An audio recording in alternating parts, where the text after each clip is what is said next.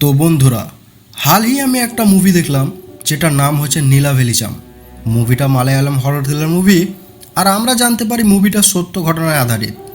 Movie explanation করার সময় আমরা জানবো মুভিটা কি সত্যি সত্য ঘটনায় আধারিত। এবার ভিডিও শুরু করার সময় আপনাদের কাছে আমি রিকোয়েস্ট করব, চ্যানেলটিকে সাবস্ক্রাইব করুন আর ভিডিওটিকে লাইক করুন। তো ফিল্মের কাহিনী 1964 সালের দেখানো হয়, যেখানে একটা লোক লুকিয়ে চুরিয়ে সুমসাম একটা হাবেলির মধ্যে ঢুকতে যায়। সে যেমনই ভিতরে যায়, সে সাদা শাড়ি পরে একটা ভূত দেখতে পায়। ভূতটাকে দেখে সে অনেক ভয় পেয়ে যায়, আর সে সেখান থেকে পালিয়েও যায়। এবার কাহিনী কিছুদিনের পরে দেখানো হয়, যেখানে বসির নামে এক সাহিত্যকার সেই প্রথম সিনের হাবেলিতে চলে আসে, কারণ সে হাবেলিটাকে 2 মাসের জন্য ভাড়া নিয়েছিল। ও যেমনই গেটের বাইরে দাঁড়ায়, রিক্সাওয়ালা তার আসবাবপত্র ভিতরে নিয়ে যেতে নিষেধ করে দেয়। এই কথা জানার পর সে তার জিনিসপত্র নিজেই হাবেলির ভিতরে নিয়ে চলে যায়। হাবেলির ভিতরে সে একটা কুয়ো দেখতে পায়, যার ভিতরে সে দেখে আর একটা পাথরও ফেলে। এরপর সে ঘরের চারিদিক ঘুরে ঘুরে দেখতে থাকে, আর এখানে একটা বন্ধ ঘরও দেখতে পাওয়া যায়। পুরো ঘরে প্রচুর ধুলো ছিল, তার মানে এখানে অনেক সময় ধরে কেউ বাস করেনি। আর যখন বসির ঘর দেখাশোনা করছিল, তখনই গ্রামের লোক বাইরে থেকে এসব ভয়ের মধ্যে দেখছিল। যাই হোক, বসির এখানে নিজের জন্য একটা রুম চয়েস করে, আর সে রুমটাকে পরিষ্কার করতে লেগে যায়। রুম পরিষ্কার করার পর সে গ্রামে গিয়ে পোস্টমাস্টারকে বলে তার জন্য যদি কোনো পোস্ট আসে তাহলে সে তার ঠিকানায় যেমন পৌঁছে দিয়ে যায়। আর বসির যখন তার ঠিকানা ভার্গবী নীলাম মেনশনের কথা বলে, তখন পোস্টমাস্টার শুনে তা অবাক হয়ে যায়। এরপর সে হোটেলে যায়, আর হোটেল মালিক যখন জানতে পারে সে ভার্গবী নীলাম মেনশনে থাকে, তখন হোটেল মালিক তার খাবার হোম ডেলিভারি করার জন্য নিষেধ করে দেয়। এরপর বসির তার বন্ধুদের সাথে দেখা করতে যায়, আর সেখানে এসে জানতে পারে কেন তার গ্রামের লোক ভার্গবী নীলাম মেনশনের জন্য ভয় পায়। আসলে গ্রামবাসীদের অনুসারে ওই মেনশনে একটা পিশাচিনী থাকে, যার নাম হচ্ছে ভার্গবী। 1950 সালের সময় ভার্গবী নামে একটা খুব সুন্দরী মেয়ে থাকতো সেখানে, আর সে সব দিক থেকে এগিয়ে ছিল। কথা যদি হয় সঙ্গীত এবং আর্টের দিক থেকে, ভার্গবী সব দিক থেকে এগিয়ে ছিল। ভার্গবী তার পাশের বাড়ির একজনকে ভালোবাসতো, যার নাম ছিল শশী কুমার। আর শশী কুমার একটা গায়কও ছিল। শশী কুমার ভার্গবীকে খুব পছন্দ করত, কিন্তু একদিন শশী কুমার তাকে ছেড়ে চলে যায়। এর জন্য ভার্গবী খুবই দুঃখিত থাকে, আর সে কুয়োতে ডুবে আত্মহত্যা করে নেয়। ভার্গবীর সমাপ্ত হওয়ার পর কুয়োর মধ্যে লোকেরা একটা চিঠি খুঁজে পায়, যেটা নাকি শশী কুমার লিখেছিল। যেটাতে লেখা ছিল সে অন্যজনকে ভালোবাসে আর তাকেই বিয়ে করবে। আর সেই তখন থেকে ভার্গবীর আত্মা সেখানে ঘুরে বেড়ায়। তারপর সে সেখানে কোনো পুরুষকে যেতে দেয় না, এমনকি লোক দিনের মধ্যেও সেখানে যেতে চায় না। আর এইসব জানার পর বসে সব কিছু জানার জন্য হাবেলিতে আসে। আর কুয়োর কাছে আসার পর সে সকালে পাথর ফেলার জন্য ক্ষমা চায়। তারপর সে আরও বলে যে ভার্গবীর কাহিনী সে শুনেছে আর তাকে খুবই খারাপ লেগেছে। আর বসির বলে যে এই জায়গাটিকে সে 2 মাসের জন্য ভাড়া নিয়েছে, আর তাতে তার সব পয়সাও লেগে গেছে, আর তার কাছে যাওয়ার জন্য আর কোনো জায়গা নেই, যাতে ভার্গবী তাকে এখানে থাকতে দেয়। আর সে ভার্গবীর মতো একা।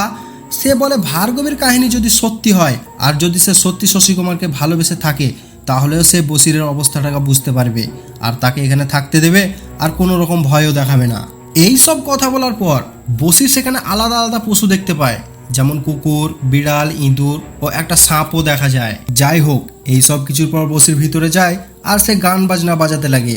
তারপর সে কুয়োর কাছে এসে স্নানও করতে লাগে। তারপর সে ভার্গবীকে উদ্দেশ্য করে বলে ভার্গবীর ভুল রাস্তায় যাওয়া একদম উচিত ছিল না, কারণ ভার্গবী যদি একটু ওয়েট করতো তাহলে সে এমন একজনকে পেয়ে যেত যে তাকে তার চেয়েও বেশি ভালোবাসতো। আর এরই মধ্যে আমরা দেখতে পাই কুয়োর বিপরীত দিকে ভার্গবীর ভূত সব বসে বসে তার কথা শুনছিল। এরপর স্নান করার পর সে ভার্গবীকে উদ্দেশ্য করে গুড নাইট বলে, আর সে ঘুমিয়ে যায়। বসিরের ঘুমানোর পর আমরা একটা অদৃশ্য শক্তিকে দেখতে পাই, যে নাকি বসিরের ডায়েরি উল্টে দেখছিল। তারপর আগের সকালে বসির হোটেলে যায়, আর হোটেলের লোক তাকে জীবন্ত দেখে অবাক হয়ে যায়। এখানে রেস্টুরেন্টের মালিক বসিরকে বলেন আগের বছর কোনো এক এমএন স্যার নামে এক ব্যক্তি ও তার বোন ওই মেনশনে থাকার জন্য এসেছিল, কিন্তু তারা সেখানে এক রাত থাকতে পারেনি। এই এমএন স্যার ভার্গবীর আঙ্কেলের কোনো মামার ছেলে ছিল, আর তার পরিবারের লোক এই এমএন স্যারের সাথে বিয়ে ঠিক করেছিল, কিন্তু ভার্গবী তো শশী কুমারকে পছন্দ করত। তারপর আগে কি হয়েছিল তা আপনারা প্রথমেই জেনে গেছিলেন। রেস্টুরেন্ট মালিক বসিরকে এটাও বলে যে ভার্গবী অনেক বদমাশ মেয়ে ছিল, যেটা তাদেরকে এমএন স্যার বলেছিল। আর সেই হাবেলিতে কখনো ইঁদুর, কখনো কুকুর এবং কখনো বিড়ালের রূপ ধরেও দেখা যায়, তাই বসিরকে হাবেলির ভিতরে একদম সাবধানে থাকা দরকার। এরপর বসির মেনশনে যায়, আর সে ভার্গবীকে উদ্দেশ্য করে বলে সে ভার্গবীর কাহিনী লিখতে চায়, আর ভার্গবীর সে সত্য কাহিনীটা লিখতে চায়, নাকি যেটা গ্রামের লোক তাকে শুনিয়েছেন। এরপর বসির কাহিনী লেখা শুরু করে দেয় আর সে বাইরের আউট ঘর থেকে কিছু আওয়াজ শুনতে পায়, যেটা চেক করার জন্য সে সেখানে যায় আর দেখতে পায় ওই বন্ধ ঘরের জানালা থেকে একটা লাঠি বেরিয়ে আছে। পুরো হাবিলির মধ্যে শুধু ওই ঘরটাই লক ছিল আর গ্রামের সবাই বলতো ওই ঘরের মধ্যে ভার্গবীর জিনিসপত্র রাখা আছে। বসির এখানে ভিতরে আসে আর ভিতরে সে একটা বাক্স পায় যেটা নাকি বন্ধ করা ছিল। বসির এখানে বাক্সর চাবি তো পায় না, কিন্তু দেওয়ালের মধ্যে লেখা দেখে সে বুঝতে পারে ভার্গবীর প্রেমিক একটা গায়ক ছিল। এরপর বসির সেই রাত্রে বাক্সের তালা চাকু দিয়ে ভেঙে ফেলে আর বাক্সের মধ্যে সে ভার্গবীর ছবি খুঁজে পায়। যাই হোক, সেই রাত্রে যখন বসির রাত্রে ঘুমাচ্ছিল তখন একটা অচেনা লোক মেনশনে ঢোকার চেষ্টা করে, কিন্তু বাইরে সে ভার্গবীকে বসে থাকতে দেখে চিৎকার করে ওঠে আর বসির চিৎকার শুনে সে নিচে চলে আসে এবং লোকটাকে শান্ত করে। আর লোকটা তাকে বলে সে তো এখানে যাবার সময় কাজের জন্য খুঁজে আসে, কিন্তু এখানকার ম্যাডাম তাকে ধাক্কা দিয়ে তার গলা দাবাতে লেগেছিল। এটা শুনে বসির আশ্চর্য হয়ে যায়, কারণ সে এখানে ছাড়া আর অন্য কেউ থাকে না। যাই হোক, এই লোকটার কথা শুনে আমরা জানতে পারি এই লোকটার নাম ছিল পরিকন্যী, আর সে জানতোই না যে ভার্গবী একটা ভূত ছিল, বরং সে ভার্গবীকে বসির স্ত্রী ভেবে বসে। এবার বসির পরিকন্যীকে থাকার জন্য জায়গা দেয় আর ভার্গবীকে উদ্দেশ্য করে বলে সে যেন পরিকন্যীকে এখানে থাকতে দেয় আর তাকে যেমন কোনো অসুবিধা না হয়। তারপর আগের সকালে পরিকন্যী ও বসির একসাথে ঘরের কাজকর্ম করতে লাগে। আর একদিন রাত্রে পরিকন্যী যখন একাই ছিল তখন একটা কালো বিড়াল পরিকন্যীর দিকে ঠায় তাকিয়েছিল আর পরিকন্যী বলে ম্যাডাম এই বিড়ালটিকে আপনি তাড়িয়ে দিন। আর ঠিক তখনই উপর থেকে পরিকন্যীর নাচের আওয়াজ শুনতে পায়, যেটাকে শুনে বিড়ালটা সেখান থেকে পালিয়ে যায়। তাছাড়া পরিকন্যী ভার্গবীর থাকা এখানে অনুভব করছিল, আর এমনকি সে এটাও জানতে পারতো না যে ভার্গবী কোনো একটা আসল মানুষ নয়, বরং একটা ভূত ছিল। যাই হোক, তারা দুজনে মিলে বাইরের কুয়োটাকে পরিষ্কার করতে লাগে, যেখানে পরিকন্যী দড়ি ধরেছিল আর বসির কুয়োতে নামছিল, কিন্তু পরিকন্যীর কাছ থেকে দড়িটা ফসকে যায় আর বসির পানিতে পড়ে যায়। পরিকন্যী এখানে ম্যাডামকে আওয়াজ দেয় আর দৌড়াতে দৌড়াতে বসিরের বন্ধুর বাড়িতে পৌঁছে যায়। আর এখানে এসে সে জানতে পারে সেখানে ভার্গবী থাকে না, বরং ভার্গবীর আত্মা থাকে। আর এসব কথা শুনে পরিকন্যীর হুঁশ উড়ে যায় আর সে বেহুশ হয়ে যায়। এরপর সে যখন হুঁশ থেকে উঠে তখন সে বসিরকে ভালো অবস্থায় দেখতে পায়। এখানে বসির বলে পানিতে পড়েছিল সে ঠিকই, কিন্তু মনে হচ্ছিল তাকে কেউ উপরে ধরে উঠাচ্ছিল। আর এটা শুনে আমরা জানতে পারি ভার্গবী বসিরকে বাঁচিয়েছিল। আর এই সব কথা শুনে পরিকন্যী ঘাবড়ে যায় আর সে মেনশনে যাবার জন্য নিষেধ করে দেয়। যাই হোক, বসির তার কাহিনী লিখছিল তখনই সমুদ্রের ধারে সে একটা লাইট দেখতে পায় আর তার সাথে একটা মেয়ের আকৃতিও দেখতে পায়। এরপর সে ভার্গবীর ছবি ডেস্কের উপর রেখে যখন লিখতে লাগে তখন বাইরে থেকে সে পায়ের তুড়ার আওয়াজ শুনতে পায়, যাতে সে জানালা দিয়ে চেক করে আর সে আসলেই ভার্গবীকে দেখতে পায় যে নাকি দোলনা খাচ্ছিল। তারপর সে বসিরের ডেস্কে কিছু পুরনো পেপারে ছেঁড়া অংশ রেখে দেয়, যা দেখে মনে হচ্ছিল কিছু তো লেখা আছে সেখানে ভার্গবী লাইফের ব্যাপারে। আমরা জানতে পারি এই পেপারে লখনৌ যাওয়ার ট্রেনে একটা লোকের মৃত শরীর পাওয়ার ঘটনা লেখা ছিল। আর সে বসির চিন্তায় পড়ে যায় এই খবরের মধ্যে ভার্গবীর সাথে কি সম্পর্ক। আর সে সেখানে একটা লেটারও পায়। সে দেখে লেটারটা কোনো নানুকুট্টম নামে এক ব্যক্তি লিখেছিল, যে নাকি ভার্গবীর প্রতি তার ভালোবাসার কথা সেই চিঠিতে লিখেছিল। আর সে ভার্গবীকে জিজ্ঞেস করে সে কেন তাকে ভালোবাসে না। আর চিঠিতে এটাও লেখা ছিল যে ভার্গবীকে পাওয়ার জন্য নানুকুট্টম সব কিছু করতে পারে। আর এই চিঠি পড়ার পর সে তার বন্ধুদের কাছে যায় নানুকুট্টমের ব্যাপারে সব জানতে। আর তার বন্ধু তাকে বলে নানুকুট্টম একটা ফালতু লোক ছিল, ও যেমন হয় না কিছু খ্যাপা টাইপের লোক, অতিরিক্ত পসেসিভ, আর এমনকি সে কালো জাদু খানিক অর্ধেক জানতো। তারপর বসির তার ব্যাপারে আরো জিজ্ঞেস করতে থাকে যারা যারা ভার্গবীকে চিনত তাদের কাছে, যেমন তার ঘরের চাকর পাপ্পুর কাছে আর তার বান্ধবী সোমালতার কাছে কথা বলে বসির আরো অনেক কিছু জানতে পারে। যেমন ভার্গবী সমাপ্ত হওয়ার পর চিঠি কুয়োর কাছে নয়, বরং তার চাকর পাপ্পুর কাছে ছিল। আর এটা শোনার পর বসির লেটারটা দেখার জন্য তার মায়ের কাছে যায়, আর তার মা বলে চিঠি সেই দিন নানুকুট্টম তার কাছ থেকে নিয়ে নিয়েছিল। আর এটা শোনার পর বসির চিন্তা করে সে সব বুঝতে পারে এখানে আসল খেলটা কি, যেটা আমরা আগে জানতে পারবো। আপনারা শুধু এখানে জানতে পারেন বসির এতটা বুঝে গিয়েছিল যে ভার্গবী নিজে সমাপ্ত হয়নি, বরং তাকে কেউ শেষ করেছিল। আর ওই রাত বসির যখন তার ঘর আসে তখন সে মেনশনের বাইরে কাউকে দেখতে পায়। আর যখন সে তার পিছন করে তখন বসিরের ওপর চাকুর দিয়ে হামলা হয়, তার মধ্যে বসির যেমন তেমন করে বেঁচে যায়। যাই হোক, আগের দিন হোটেল মালিক বসিরকে বলে সে কি কাহিনী পুরো লিখে ফেলেছে। তখন বসির বলে হ্যাঁ, আর কিছু পেজ বাকি আছে। আর বসির এটাও যে বলে যে ভার্গবী নিজে সমাপ্ত হয়নি, বরং তাকে কেউ সমাপ্ত করেছে। আর এই রহস্য থেকে সে পর্দা তাড়াতাড়ি উঠাবে। আর আমরা এখানে দেখতে পাই তাদের কথা আর একটা লোক সেখানে বসে শুনছিল। এবার ওই রাত যখন বসির কাহিনী লিখছিল তখন লণ্ঠনের তেল শেষ হয়ে যায়, আর সে তেল আনতে যায় যখন বাইরে, আর ফিরে এসে সে দেখে পুরো ঘর ব্লু লাইটে জ্বলজ্বল করছে। সে তার ডেস্কে যায় আর দেখতে পায় সে লণ্ঠনের আলোটা ম্যাজিক ব্লু লাইটেও জ্বলছিল। এটা দেখে বসির বুঝতে পারে বসিরের নতুন কাহিনী ভার্গবীকে খুব পছন্দ হয়েছে। এবার পুরো কাহিনী বসির কুঁয়োর কাছে শোনাতে লাগে। এবার কাহিনী পাস্টের দিকে যায় ভার্গবীর সময়ে। এবার আমি এখানে আপনাদের ভার্গবীর কাহিনীটা পুরো বলবো। ভার্গবী একটা সুন্দর মেয়ে ছিল যে নাচতেও জানতো আর গানও ভালো গাইতো। আর ভার্গবী মেনশনের পাশে শশী কুমারের ঘর ছিল যে নাকি সিতার বাজাতো আর গানও গাইতো। শশী কুমার গান গাইতো আর ভার্গবী তার সুরে সুরে বাড়িতে নাচানাচি করতো। একদিন ভার্গবী তার বান্ধবীদের সাথে শশী কুমারের বাড়িতে যায় আর সে শশী কুমারকে কলেজ ফাংশনে হেল্প করার জন্য বলে, মানে গান গাওয়ার জন্য। আর শশী কুমার রাজি হয়ে যায়। তারপর ভার্গবী ও শশী কুমার একে অপরের সাথে মন দিয়ে ফেলে। তারপর ফাংশন শেষ হওয়ার পর শশী কুমার ভার্গবীর সাথে দেখা করে আর তারা কয়েকবারও দেখা করে। আর এটার মানে হচ্ছে তারা একে অপরকেও পছন্দ করতে লেগেছিল। তার মধ্যে আমরা নানুকুট্টমকে দেখতে পাই যে নাকি ভার্গবীকে পছন্দ করত, আর ভার্গবীর দিকে যে তাকাতো তাকে সে ধমক দিতে বেড়াতো। ভার্গবী আর শশী তাদের প্রাচীরের কাছে গিয়ে একে অপরের সাথে কথা বলতো, খাবার দিত আর চিঠিপত্র দেওয়া নেওয়া করতো। একদিন নানুকুট্টম তাদের চিঠি কুড়িয়ে পায় আর সে বুঝতে পেরে যায় শশী কুমার আর ভার্গবী একে অপরকে পছন্দ করে।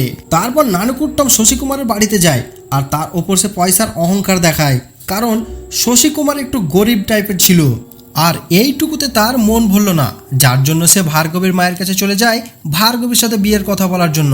আর এটা শোনার পর ভার্গবীর মা বলে ভার্গবী তো এখন পড়াশোনা করছে, তো সে এখন বিয়ে করবে না।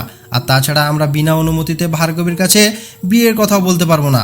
তার মুখ থেকে না শুনে নানুকুট্টম রেগে যায় আর তার চাকর পাপ্পুর গায়ে হাতও তুলে দেয়। তখনই সেখানে ভার্গবী চলে আসে আর সে পাপ্পুর সাইড নিয়ে কথা বলে। আর নানুকুট্টম তাকে ভাষা সামলে কথা বলতে বলে, কারণ সে তার হবু স্ত্রী হবে। এটা শুনে ভার্গবী ডাইরেক্ট তাকে না বলে দেয় আর বলে কমসে কম সে নানুকুট্টমের সাথে সে কখনোই বিয়ে করবে না। এরপর আগের সকালে নানুকুট্টম ভার্গবীর ঘর আসে এবং ভার্গবীকে একটা চিঠি দিয়ে যায় এবং চিঠিতে লেখা ছিল ভার্গবীকে তার সাথে এইরকম করা উচিত হয়নি। আর হ্যাঁ বন্ধুরা, এটাই সেই চিঠি ছিল যেটা বসির পেয়েছিল। আর এইদিকে নানুকুট্টম শশী কুমারকে শেষ করতে যায়, কিন্তু তার বন্দুকের নিশানা তার উপর লাগে না। এবার কাহিনী একটু অন্যরকম হয়, যেখানে আমরা দেখতে পাই শশী কুমারকে লখনৌ যেতে হবে, যেখানে তাকে একটা পিসফুল প্রোটেস্টে যেতে হবে। আর এটা শুনে ভার্গবীর মন খুবই খারাপ হয়ে যায়। তখন শশী কুমার তাকে বলে 6 মাস পর সে নিশ্চয়ই ফিরে আসবে। এবার শশী কুমার ট্রেন ধরার জন্য যখন স্টেশনে যায় তখন তার সাথে নানুকুট্টমের দেখা হয় আর সে তাকে কিছু কলা দেয় আর বলে এই কলা তাকে ভার্গবী দিতে বলেছে। নানুকুট্টম শশী কুমারের একই ট্রেনে চেপে যায় আর সে বলে সে দিল্লি যাচ্ছে। আর যেমনই শশী কুমার কলা খায় ঠিক তখনই তার নিঃশ্বাস বন্ধ হয়ে যায়। আর আমরা জানতে পারি নানুকুট্টম এই কলাতে বিষ মিশিয়েছিল।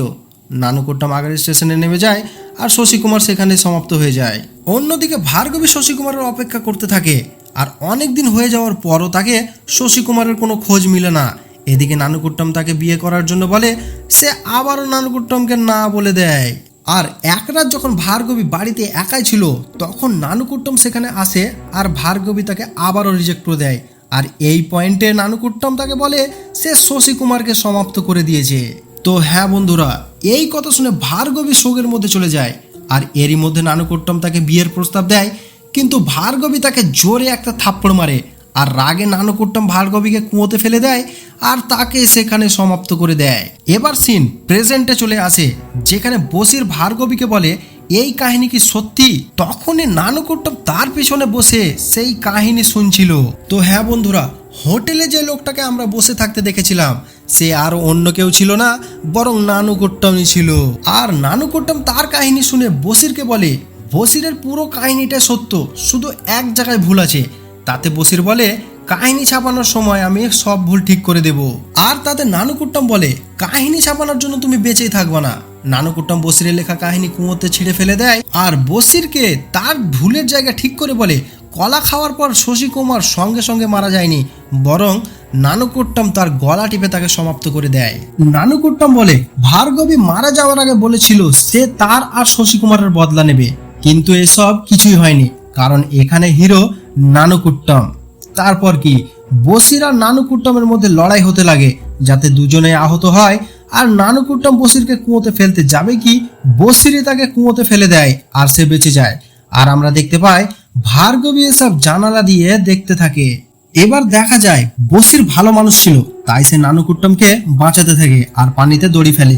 কিন্তু আমরা এখানে দেখতে পাই পানিতে ভার্গবীর শাড়ি নানুকুট্টমের পায়ে জড়িয়ে যায় আর নানুকুট্টমকে পানির তলে তলিয়ে নেয়। আর তার মানে হচ্ছে নানুকুট্টম এখানে সমাপ্ত হয়ে যায়। তারপর আমরা দেখতে থাকি কুয়োর মধ্যে সেই ম্যাজিক্যাল ব্লু লাইট জ্বলতে থাকে আর বসিরের সেই কাহিনীগুলোকে সাথে সাথে উপরে নিয়ে আসে, যেটা নানুকুট্টম ফেলে দিয়েছিল। আর সেই সব পেজ সব ঠিকই পেয়ে যায় যা লিখেছিল বসির, আর ফিল্ম এখানে শেষ হয়ে যায়। তো বন্ধুরা, এটাই ছিল নীলা ভ্যালিজম মুভি এর কাহিনী। কাহিনী খুব সিম্পল ছিল, যেমন নানুকুট্টম হয়তো শেষে মারা যাবে আর ভার্গবীর বদলা পুরনো হলো। তারপর বসির সব কাহিনী পাবলিশ করে দেবে যাতে সবাই জেনে যাবে সব আসল ঘটনা। আর এই পয়েন্টে আমি আপনাদের কিছু ইনফরমেশন দিচ্ছি, যেমন এমএন ফ্যান আর কেউ ছিল না, বরং নানুকুট্টমই ছিল। তাই আপনারা এই দুটো নামে কনফিউজ হবেন না। আর ভার্গবী সাদা শাড়ি পরতে লেগেছিল কারণ শশী কুমারও সাদা পোশাক পরতো। আর শশী কুমার তাকে বলে তার জীবন ভার্গবীর মতো রঙিন নয়, মানে শশী কুমার ভার্গবীর মতো বড় লোক ছিল না, আর তার জীবন একদম সাধারণ ছিল। আর বিয়ের পর তাকে মেনশন ছেড়ে এই ছোট ঘরে এসে থাকতে হবে, এইটা সাধারণ জীবন বাঁচতে হবে যেমন শশী কুমার বাঁচছে। এরই জন্য ভার্গবী সাদা পোশাক পরতে লাগে, যাতে শশী কুমার জানতে পারে তাকে ছাড়া ভার্গবীর জীবনে আর কোনো রঙই নেই। আর ব্লু লাইটকে এখানে ভালোবাসার প্রতীককে দেখানো হয়েছে। যখন বসির কাহিনী লিখছিল সেই ব্লু লাইট তখন ভার্গবীর ইমোশনকে দেখিয়েছিল। আর যদি আরো গভীরে যায় তাহলে বসির যখন ভার্গবীর সাথে কথা বলার চেষ্টা করছিল সেই ব্লু লাইট জ্বলে ওঠে। তার মধ্যে এখানে কানেকশনের একটা চিত্র তুলে ধরেছে, মানে ভার্গবী সেই ব্লু লাইটের মাধ্যমে বসিরের সাথে কানেক্ট করার চেষ্টা করে। আর যদি দেখি বসির যখন কাহিনী লিখেছিল তখন ভার্গবীকে যখন পছন্দ হয়েছিল তখন সেই ব্লু লাইটটা জ্বলে উঠেছিল, মানে এখানে ব্লু লাইট ভার্গবীর ইমোশনকে দেখানো হয়েছে। তো কাহিনী শুনে মনে হচ্ছে না যে এটা একটা সত্য কাহিনী। ফিল্মের কাহিনী যে কোনো সত্য ঘটনা থেকে আধারিত নয়, কিন্তু লোকেদের মান্য ফিল্মে কিছু সিন আছে আর প্লট লাইন আছে যেগুলো আলাদা আলাদা রিয়েল লাইফ থেকে উঠানো হয়েছে। আর হ্যাঁ, এই ফিল্ম কতটা সত্য আর কতটা মিথ্যা সেটা বলা খুবই মুশকিল, কিন্তু হ্যাঁ এটা বোঝা যায় যে পুরো ফিল্মটা কোনো সত্য ঘটনায় আধারিত নয়। তো যাই হোক, আমি আপনাদের ফিল্মের কাহিনী বুঝিয়ে দিয়েছি।